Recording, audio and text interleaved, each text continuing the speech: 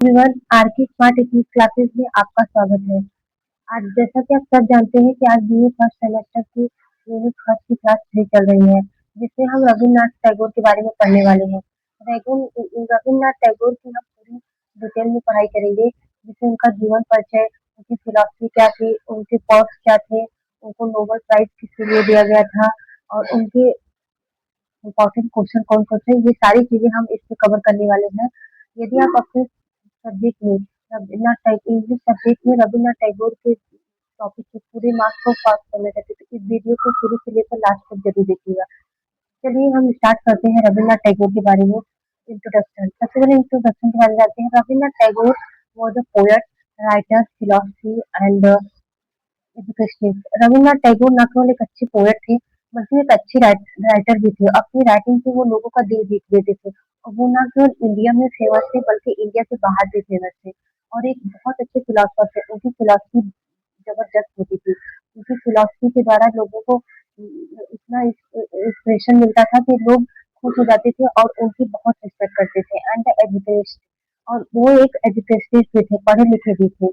And the first Asian Nobel laureate, और अगर पूछा जाता है कि फर्स्ट नोबल laureate कौन से थे, तो ये रविन्द्रनाथ टैगोर थे। रविन्द्रनाथ टैगोर थे। अब बात करते हैं कि अर्ली लाइफ, इनका स्टार्टिंग लाइफ कैसा था। तो बोर्न 7 मई 1861, इनका जन्म 7 मई 1861 में हुआ था।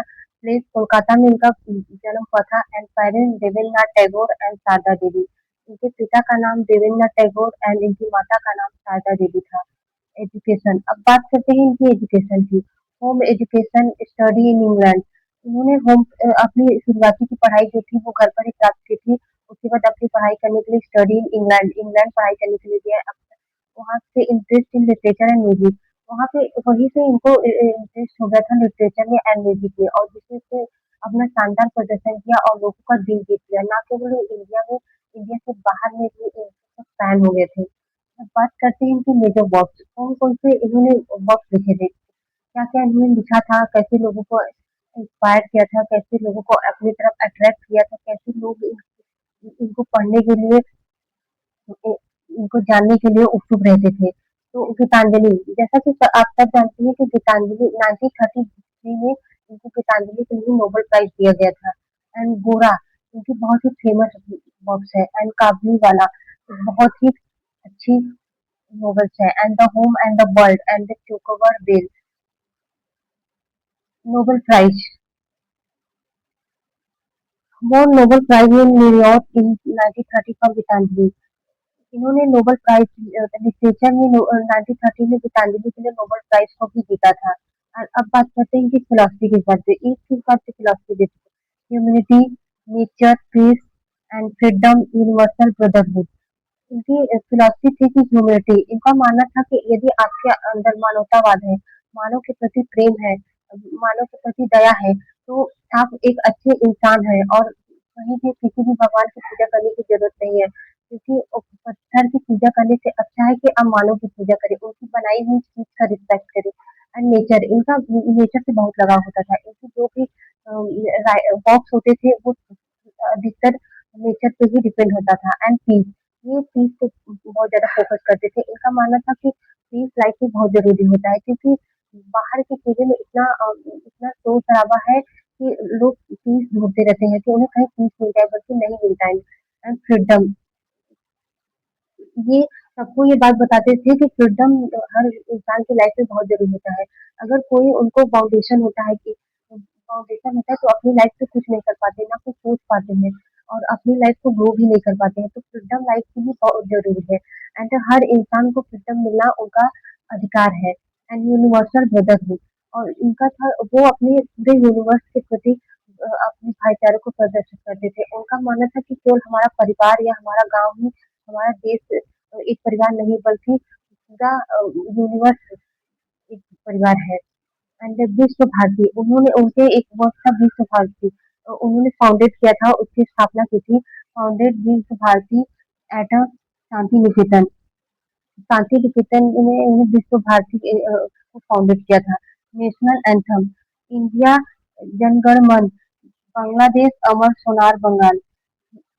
इनके इन्होंने दो देशों के लिए नेशनल एंथम्स को लिखा था।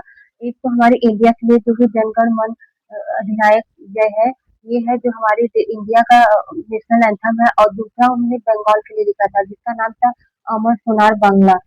एंड राइटिंग स्टाइल उनके लिखने का तरीका क्या होता था, आखिर वो उनकी स्टाइल क्या होती थी, वो किस प्रकार से लिखते थे कि लोगों को अट्रैक्ट कर लेते थे। तो सिंपल लैंग्वेज, उनका लैंग्वेज एकदम सिंपल होता था क्योंकि हर एक कॉमन इंसान को उनकी लैंग्वेज समझ में आती थी। वो हार्ड लैंग्वेज को चूज नहीं करते थे। एंड द डीप इमोशन, और वो जो भी लिखते थे उनमें एक डीप इमोशन छुपा होता था। वो कुछ भी फालतू नहीं लिखते थे।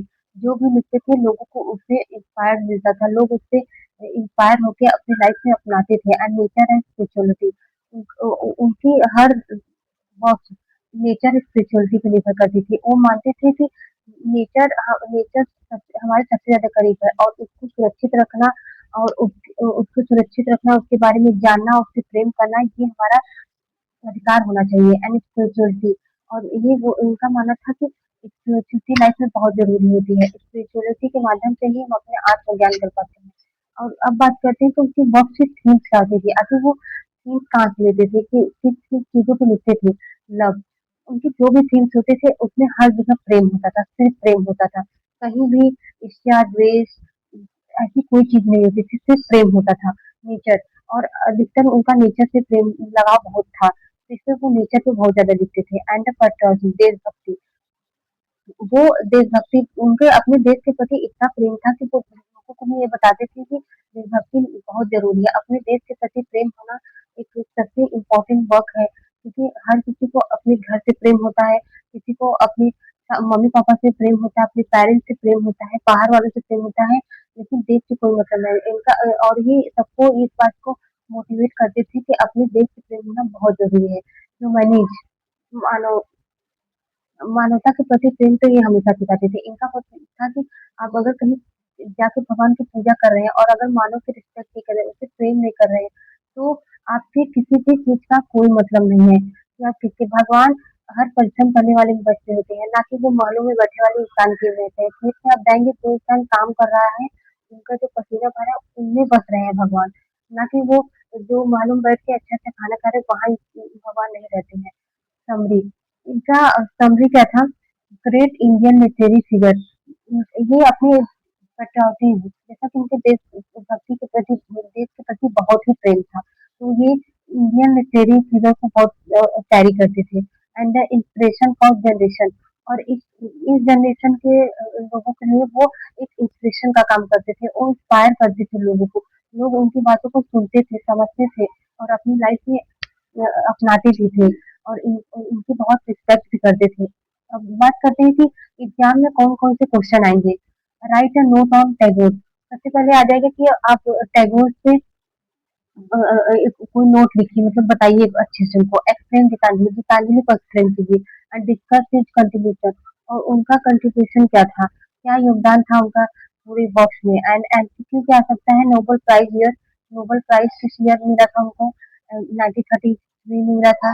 And Gitanjali is a poetry collection, और गीतांजलि में उनका पोएट्री कलेक्शन हुआ था। Thank you, thank you for watching my video. और यदि ये वीडियो अच्छी लगी हो तो लाइक करें, अपने दोस्तों के साथ शेयर करें, और बेल आइकन को दबाना ना भूलें, जिससे आपकी वीडियो सबसे पहले पहुंचे। राधे राधे।